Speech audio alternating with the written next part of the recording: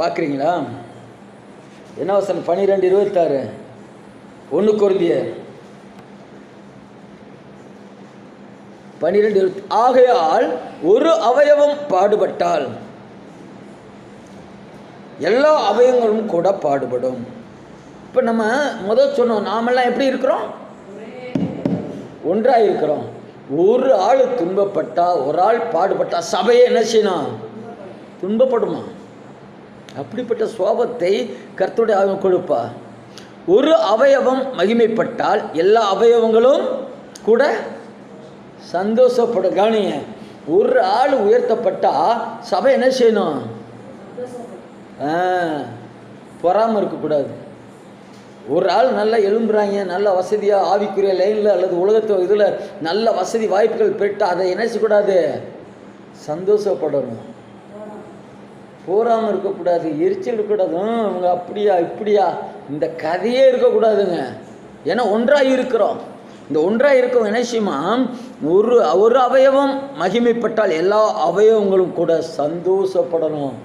ஒருத்தர் உயர்த்தப்பட்டா எல்லாருக்கும் சந்தோஷப்படணுங்க.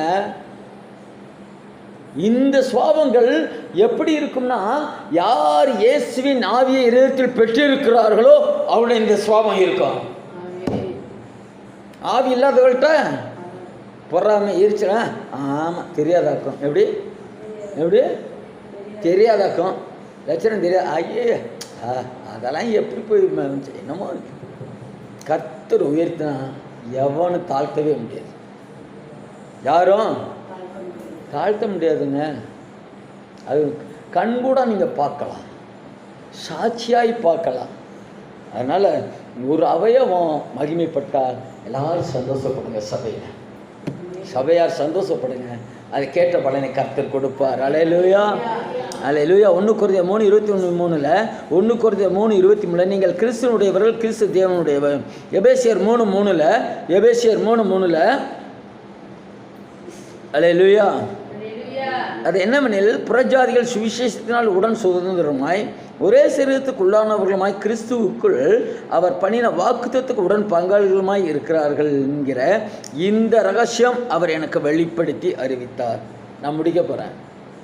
பங்காளிகளாம் நீங்கள் நான் யாருக்கு பங்காளிகள்? யாருக்கு? கிறிஸ்துவுக்கு. இப்போ நீங்கள் வேறு போய் அங்கங்கே போய் பங்கு கேட்டுக்கிட்டு இருக்காதீங்க. பரலோக பங்குக்கு பிரயாசப்படுங்க. ஹலோ.